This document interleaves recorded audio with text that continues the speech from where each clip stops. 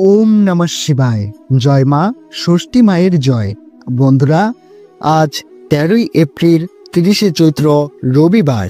আজকের দিনে সম্পূর্ণ হচ্ছে এই বছরের নীল ষষ্ঠী ব্রত, যাকে আমরা শ্রী শ্রী দেবীর নীল যাত্রাও বলে থাকি। আপনারা অনেকেই হয়তো আজকের দিনে এই নীল ষষ্ঠীর ব্রত করছেন। নীলের পূজা আসলে ভগবান শিবের পূজা, আর মা ষষ্ঠী হলেন মহামায়া দেবী দুর্গা। পরিবার ও সন্তানের কল্যাণের কামনায় মূলত শিব পার্বতী তথা হরগৌরীর উদ্দেশ্যে আমরা প্রত্যেক বছর এই নীল ষষ্ঠীর পুজো করে থাকি। বন্ধুরা, আপনি যদি নীল ষষ্ঠীর পুজো করে থাকেন, তাহলে সবার প্রথমে আজকের দিনে এই নীল ষষ্ঠীর ব্রতকথা শ্রবণ করে সংযম পালন করতে হয়। বলা হয়, যদি কোনো ব্যক্তি কোনো কারণে এই নীল ষষ্ঠীর পুজো নাও করতে পারেন, কেবলমাত্র এই নীল ষষ্ঠী ব্রত কথাটি শ্রবণ করে ভগবানের উদ্দেশ্যে সন্ধ্যায় একটি প্রদীপ যদি প্রজ্বলন করতে পারেন, তাতেও এই ব্রতের পূর্ণ ফল অনেকাংশে লাভ করা যায়। আজকের দিনে যতবার আপনি এই ব্রত কথা শ্রবণ করবেন, ততবার এক পরম শান্তি ও পরম শক্তি অনুভব করবেন। আর হ্যাঁ, নীলের ঘরে বাতি জ্বালানোর পরই অবশ্যই এই ব্রত কথাটি একবার হলেও শ্রবণ করতে হয়, নইলে ব্রতটি অসম্পূর্ণ থেকে যায়। আশা করি শ্রোতা বন্ধুরা এই নীল ষষ্ঠীর ব্রত কথাটি শ্রবণ করে আপনাদের ভালো লাগবে। শুরু করছি শ্রী শ্রী দেবাদিদেব ও মাতা পার্বতীর তথা হরগৌরীর নীল ষষ্ঠী ব্রত কথা। ওম নমঃ শিবায়। জয় মা ষষ্ঠী দেবীর জয়। বহুকাল আগের কথা, এক দেশে এক ব্রাহ্মণ এবং ব্রাহ্মণী বাস করত।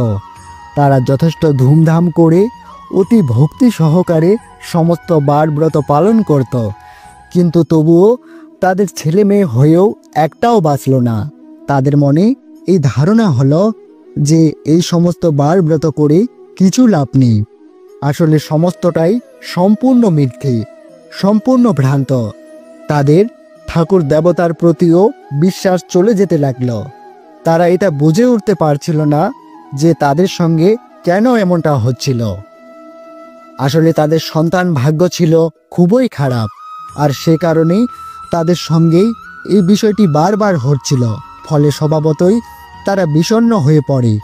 তারা তখন দুজনে মিলে স্থির করে যে এই স্থানে তারা আর থাকবে না, বরং দুজনে মিলে দুঃখ না করে তীর্থে বেরিয়ে পড়াই সব থেকে ভালো।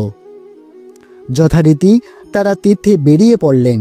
এইভাবেই তীর্থস্থান দর্শন করতে করতে একদিন তারা পৌঁছালেন কাশীধামে সরস নদীর তীরে। এভাবেই তারা তীর্থস্থান দর্শন করতে করতে একদিন তারা পৌঁছালেন কাশীধামে সরস নদীর তীরে তারা উপস্থিত হলেন। ব্রাহ্মণ তখন বললেন, চলো এই জলে ডুব দিয়েই আমাদের জীবন শেষ করে দেই। বংশ রক্ষার জন্য যখন একটি সন্তানও বেঁচে রইল না, তখন আমাদের বেঁচে থেকে লাভ কি?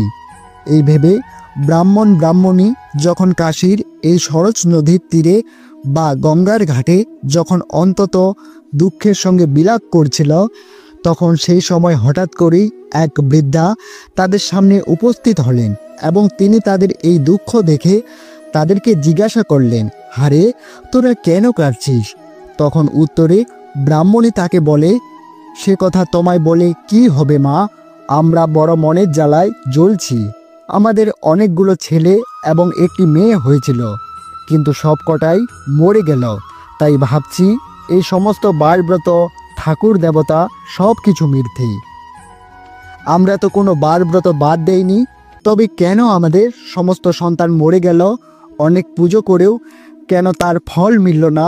তুমি বলো, এখন কি করি? সমস্ত কথা শুনে বৃদ্ধা তখন বললেন, এই সমস্ত কিছু হয়েছে তোমাদের অহংকারের জন্য। শুধু বারব্রত পালন করলেই হয় না, ভগবানের উপর বিশ্বাস থাকা খুবই প্রয়োজন। মা ষষ্ঠী আরও বললেন, মন পবিত্র থাকা চাই, সবার কাছে বিনম্র হওয়া চাই, এক মনে নিষ্ঠার সঙ্গে ভগবানকে ডাকতে হবে। অথচ তোমরা সপ্ত জাতির কান্না শুনে অহংকারে মর্ত হয়ে সবসময় একটা কথা বরাবরই বলতে, বাবা আপদ গেলেই বাঁচি। তাই তোমাদের অহংকারের জন্যই আজ তোমাদের এই পরিণতি। ব্রাহ্মণী তখন তার পা ধরে বললেন, কে তুমি মা? বলো, কে তুমি? বৃদ্ধা তখন বললেন, আমি মা ষষ্ঠী। আমি সন্তান দারিদ্রী এবং সন্তান অধিষ্ঠাত্রী এবং সন্তানের রক্ষা করতি। শোন, তোর এই সমস্যা থেকে আমি তোর মুক্তির পথ বলছি। এই চৈত্র মাসে সন্ন্যাস করবে এবং সেই সঙ্গে ভক্তি ভরে ভগবান শিবের পুজো করবে। সংক্রান্তির আগের দিন উপবাস করে লীলাবতীর পুজো দিয়ে নীলকণ্ঠ শিবের ঘরে বাতি জ্বালিয়ে দেবে। তারপর আমাকে প্রণাম করে জল খাবে। একে বলে নীলষষ্ঠী ব্রত। এই কথা বলেই মা ষষ্ঠী অদৃশ্য হয়ে গেলেন। এরপর ব্রাহ্মণ এবং ব্রাহ্মণী দেশে ফিরে গেলেন। দেশে ফিরে তারা নীলষষ্ঠীর দিন খুব ভক্তি এবং নিষ্ঠার সঙ্গে নীলষষ্ঠী ব্রত পালন করলেন। এর কিছুদিন পরেই মা ষষ্ঠীর কৃপায় তাদের একটি সুন্দর ফুটফুটে পুত্র সন্তান হলো। মা ষষ্ঠীর কথা মতো সেই সন্তানের আর কোনো অনিষ্ট হলো না। এরপর সেই ব্রাহ্মণ এবং ব্রাহ্মণীর অন্যান্য যে সকল সন্তান সন্ততি হলো, তারা আর কেউই অকালে মারা গেল না। ব্রাহ্মণ ও ব্রাহ্মণী তাদের সমস্ত অহংকার পরিত্যাগ করে ভগবানের সেবা করে তারা পরম সুখ শান্তিতে দিন যাপন করতে লাগলেন।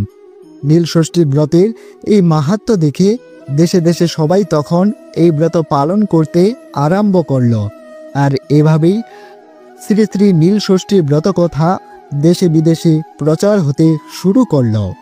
বন্ধুরা, তাই এই বিষয়টি সর্বদাই মাথায় রাখবেন যে ঠাকুর দেবতার পূজা অর্চনা করে মনের মধ্যে কখনোই অহংকার পোষণ করে রাখবেন না, বরং ভগবানের সান্নিধ্যে এলে আমাদের সর্বদা বিনয়ী থাকা প্রয়োজন। আর হ্যাঁ, বহু টাকা পয়সা খরচা করেও বাহ্যিক আরামের পূর্ণভাবে আপনি হাজার ব্রত পালন করুন, কিন্তু যদি আপনার মনে নিষ্ঠা, ভক্তি ও বিশ্বাস না থাকে, তাহলে এই সমস্ত ব্রত করে কোনো লাভ নেই। বন্ধুরা, তাই এই বিষয়টি সর্বদাই মাথায় রাখবেন যে ঠাকুর দেবতার পূজা অর্চনা করে মনের মধ্যে কখনোই অহংকার পোষণ করে রাখবেন না, বরং ভগবানের সান্নিধ্যে এলে আমাদের সর্বদা বিনয়ী থাকা প্রয়োজন। আর হ্যাঁ, বহু টাকা পয়সা খরচা করেও বাহ্যিক আরামের পূর্ণভাবে আপনি হাজার ব্রত পালন করুন, কিন্তু যদি আপনার মনের মধ্যে নিষ্ঠা, ভক্তি এবং বিশ্বাস না থাকে, তাহলে এই সমস্ত ব্রত করে কোনো লাভ নেই। তাই ভগবানের পূজা সর্বদা পূর্ণ নিষ্ঠা, ভক্তি এবং বিশ্বাসের সঙ্গে করবেন। দেখবেন যেই উদ্দেশ্য নিয়ে আপনি পুজো করছেন, সেই উদ্দেশ্য আপনার অবশ্যই সফল হবেই হবে। আশা করি শ্রোতা বন্ধুরা, এই ব্রত কথাটি শুনে আপনাদের ভালো লেগেছে। যদি ব্রত কথাটি শুনে আপনাদের ভালো লেগে থাকে, তাহলে অনুগ্রহ করে এই ভিডিওটিতে একটি লাইক করবেন এবং শেয়ার করবেন, যাতে সবাই এই বিষয়টি সম্পর্কে অবগত হতে পারে। আজকের মতো ভিডিওটি এখানেই শেষ করলাম। সকলে ভালো থাকুন, সুস্থ থাকুন। পরম করুণাময় ভোলেনাথ আপনার মঙ্গল করুক। ওম নমঃ শিবায়। জয় মা ষষ্ঠী দেবীর জয়।